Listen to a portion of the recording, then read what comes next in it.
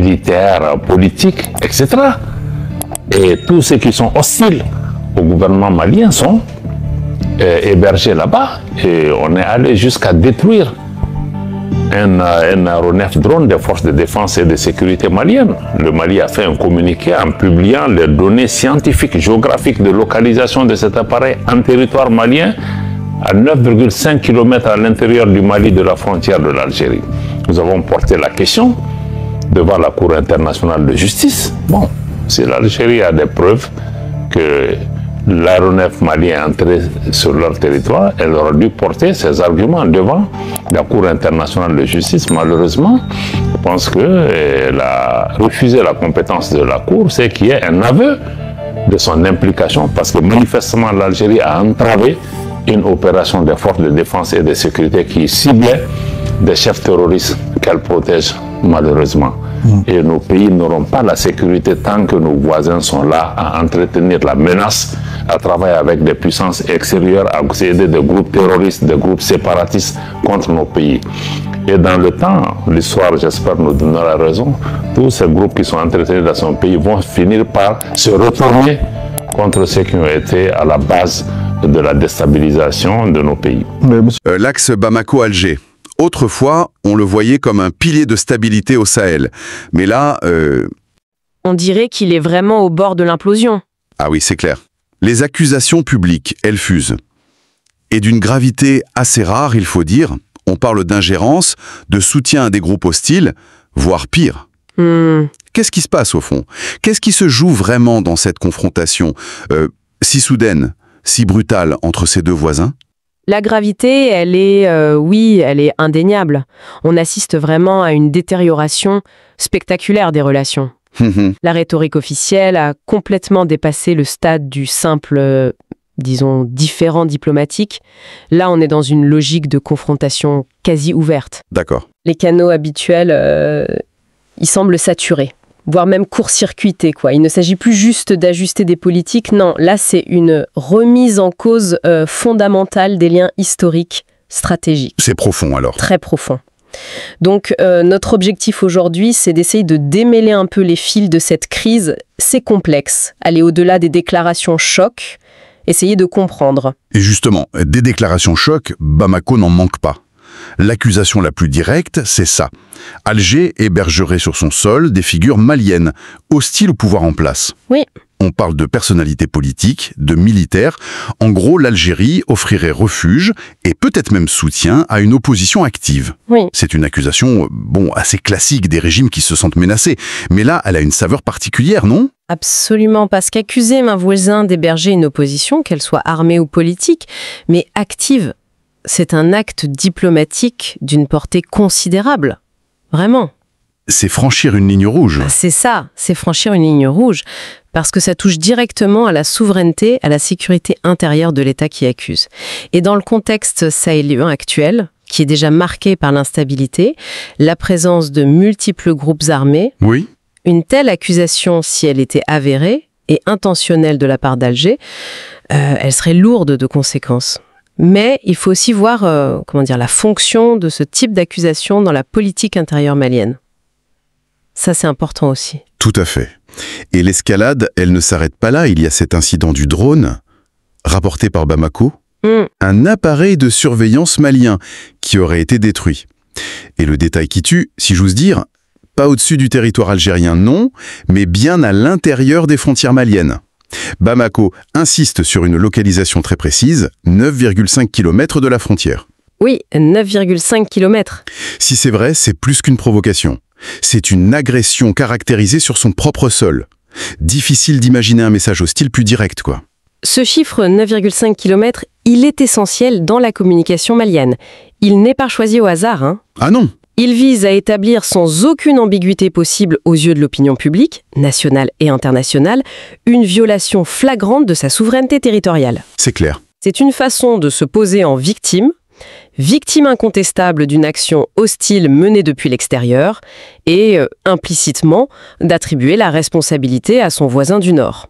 Évidemment, sans enquête indépendante, sans reconnaissance des faits par Alger, ça reste une affirmation unilatérale. Bien sûr. Mais sur le plan politique, sur le plan médiatique, l'effet recherché est puissant. Très puissant. Et d'ailleurs, Bamako a tenté de porter ça devant la justice internationale, la Cour internationale de justice, la CIG. Oui. Et là, Alger aurait opposé une fin de non-recevoir, en gros refusant de reconnaître la compétence de la Cour sur ce dossier précis. À Bamako, l'interprétation est immédiate, c'est la preuve. C'est l'aveu même de l'implication algérienne. Mais est-ce que c'est si simple? Un refus de compétence, ça vaut culpabilité? C'est l'interprétation qui arrange Bamako, ça c'est sûr. Et politiquement, c'est très efficace. Mais d'un point de vue strictement juridique et diplomatique, c'est plus nuancé, vraiment. Ah oui? Le refus de reconnaître la compétence de la CIJ dans un cas spécifique, ce n'est pas exceptionnel. Beaucoup d'États, même de grandes démocraties, sont très, très sourcilleux sur leur souveraineté. Ils hésitent à soumettre des questions qui touchent à leur sécurité nationale ou à leurs opérations militaires à une juridiction internationale. Sauf s'ils y sont contraints par un traité spécifique ou un accord préalable, bien sûr. D'accord. Donc, Alger pourrait très bien arguer qu'il s'agit d'une affaire relevant de sa défense nationale ou que, simplement, les conditions de saisine de la Cour ne sont pas remplies. Alors, qualifier ce refus d'aveu, c'est un raccourci politique, plutôt qu'une conclusion juridique établie. Sans preuve tangible, examinée, validée par la Cour, l'accusation d'implication directe reste une allégation. Une position juridique classique, dites-vous. Bon, mais politiquement, en laissant planer ce doute, est-ce qu'Alger ne prend pas le risque d'accréditer la version malienne, au moins aux yeux d'une partie de la communauté internationale, et surtout de l'opinion malienne, qui est déjà chauffée à blanc? C'est un calcul risque-bénéfice complexe pour Alger. Communiquer davantage, ça pourrait donner du poids aux accusations maliennes en entrant dans leur jeu finalement. Oui, c'est vrai. Rester silencieux ou s'en tenir à une position juridique stricte, ça peut être interprété comme un signe de faiblesse ou de culpabilité par les détracteurs. La diplomatie algérienne, qui est traditionnellement très discrète, elle est face à un dilemme public là, c'est certain. Mais l'accusation la plus incendiaire peut-être, celle qui touche vraiment au cœur des enjeux régionaux, c'est celle sur la lutte contre le terrorisme. Ah oui. Bamako accuse, ni plus ni moins, l'Algérie d'entraver ses opérations de sécurité. Et même pire, de protéger activement certains chefs terroristes visés par l'armée malienne. On parle de sanctuaire, de complicité. C'est une charge d'une gravité extrême. Si c'était avéré, ça redéfinirait complètement le rôle d'Alger dans la région, non? Extrêmement grave, oui. C'est l'accusation nucléaire dans le contexte sahélien. Vraiment. Si un État aussi central que l'Algérie, qui a, rappelons-le, payé un lourd tribut au terrorisme, absolument, et qui se pose en acteur majeur de la lutte anti-djihadiste au régional, si cet État était convaincu de protéger des chefs terroristes actifs au Mali, ça réduirait à néant des décennies d'efforts de coopération sécuritaire. Tout s'effondrerait. Exactement. Ça signifierait un double jeu aux conséquences potentiellement dévastatrices pour la stabilité collective. Toute la crédibilité de l'architecture de sécurité régionale, qui est déjà très éprouvée, serait remise en cause. Ça saperait les fondements même de la lutte contre ces groupes qui menacent tous les pays de la zone. Et Bamako ne s'arrête pas là. Ils ajoutent une sorte d'avertissement qui sonne presque comme une menace déguisée ou comme une prophétie autoréalisatrice, je ne sais pas. Ils disent: ces groupes terroristes que vous protégez aujourd'hui, ils finiront par se retourner contre vous demain. C'est une façon assez directe de dire à Alger: attention, votre jeu dangereux pourrait vous coûter cher. C'est une analyse lucide basée sur l'histoire ou c'est juste une manœuvre rhétorique pour isoler Alger? C'est probablement un mélange des deux. Historiquement, oui, il existe des précédents. Des groupes armés non étatiques qui se sont retournés contre leurs anciens protecteurs ou leurs parrains quand leurs intérêts ont divergé. C'est une dynamique connue, des conflits asymétriques. D'accord.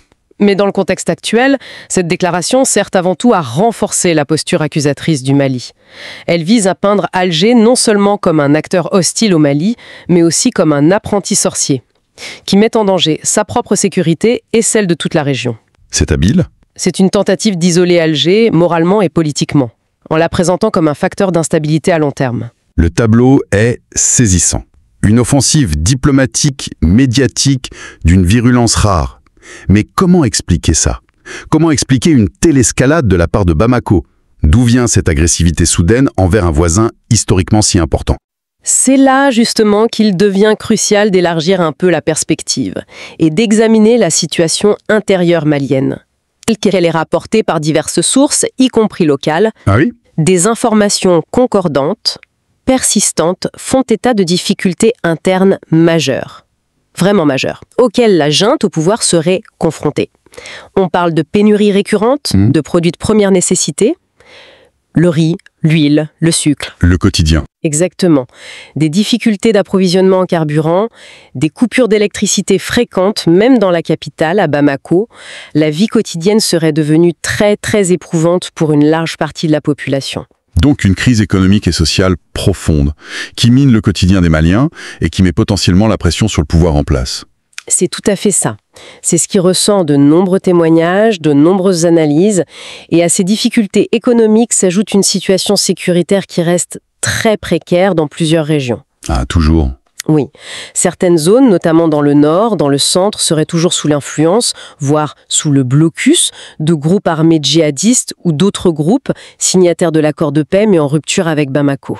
D'accord. Selon plusieurs observateurs, malgré les affirmations officielles, l'armée malienne et ses alliés peineraient à reprendre durablement le contrôle de l'ensemble du territoire et à briser ces blocus qui asphyxient les populations locales. Alors, dans ce contexte, difficultés internes croissantes, économiques, sociales, sécuritaires, est-ce qu'il n'est pas tentant, voire classique, pour un pouvoir en difficulté, de chercher un bouc émissaire extérieur ? Cette charge violente contre l'Algérie, est-ce qu'elle ne servirait pas, au moins en partie, à détourner l'attention de la population de ses propres problèmes et à ressouder la nation autour d'un ennemi commun ? La ficelle est peut-être un peu grosse, mais ça fonctionne souvent, non ? C'est une hypothèse très sérieuse. Très sérieuse. Et elle est fréquemment avancée par les analystes de la région. La stratégie du dérivatif extérieur, c'est un outil classique dans la boîte à outils des régimes autoritaires ou fragilisés. Bien sûr. En désignant un ennemi puissant, menaçant à l'extérieur, on peut chercher à mobiliser la fibre patriotique, à faire taire les critiques internes, à justifier des mesures d'exception ou un renforcement du pouvoir. Et accuser l'Algérie, un voisin influent, historiquement impliqué en Mali, ça permet de focaliser le mécontentement populaire sur une cible externe et de masquer, au moins temporairement, les éventuels échecs ou les difficultés de gouvernance intérieure. On évoque aussi le rôle joué par certains médias maliens, ceux qui sont proches du pouvoir ou directement contrôlés par l'État. Il y aurait une vraie campagne médiatique orchestrée pour attiser l'hostilité envers l'Algérie, avec un langage parfois très dur. Oui, tout à fait.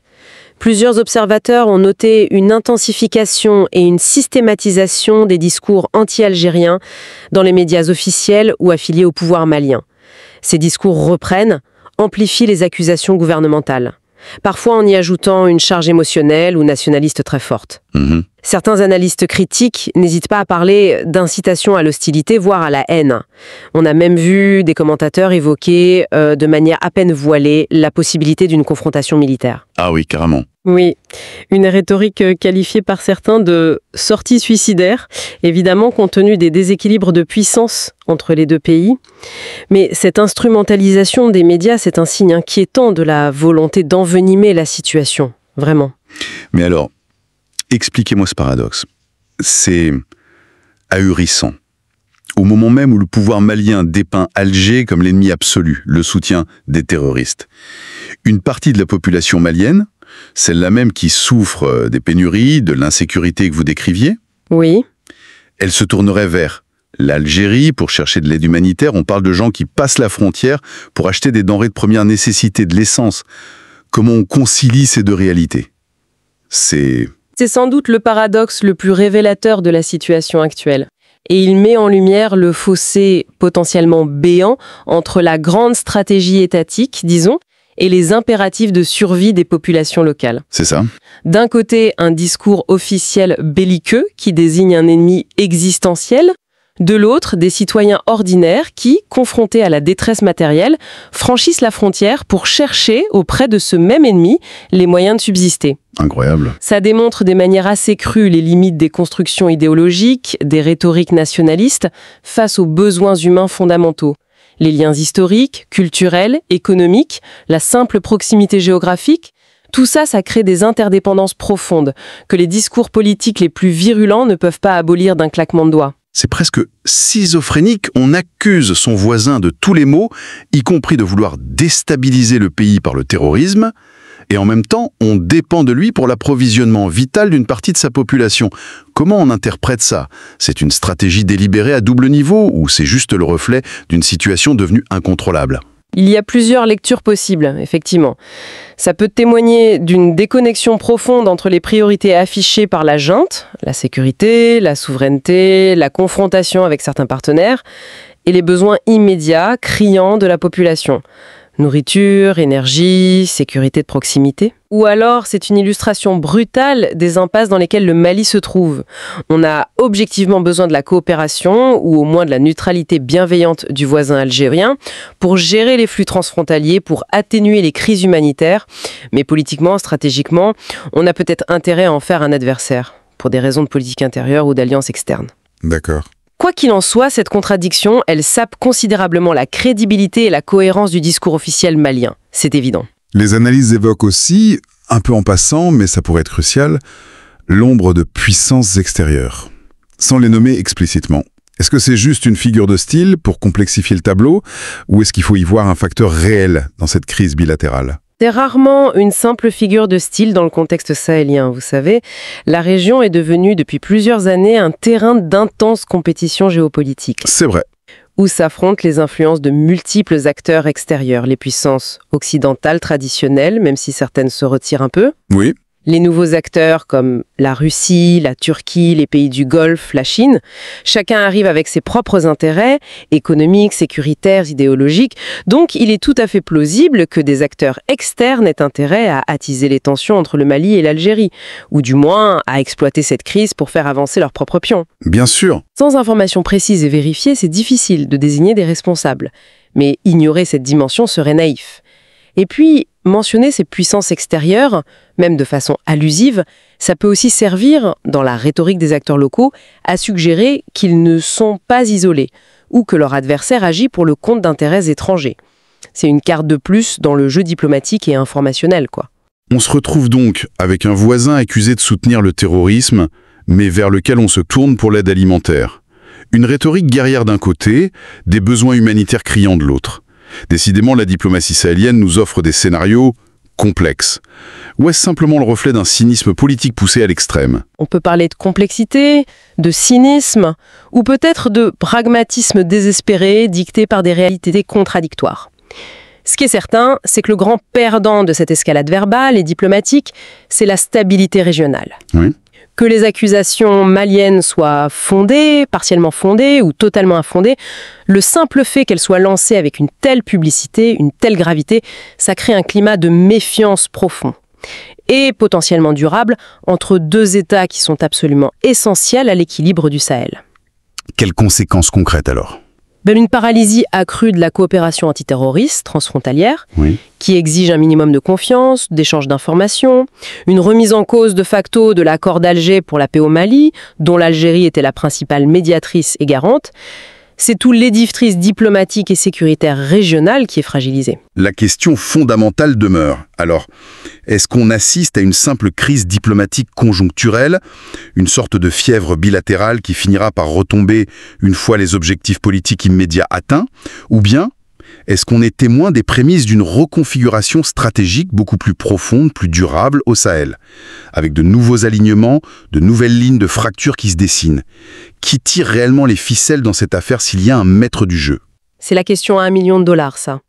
Les déclarations publiques enflammées, les communiqués officiels vengeurs, ce n'est souvent que la partie visible, la partie sonore d'une partie qui se joue à plusieurs niveaux, beaucoup plus discret.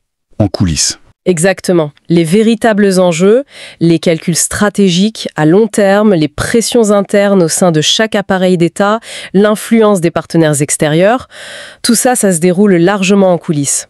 Il est essentiel de lire entre les lignes, d'analyser les actes concrets au-delà des discours.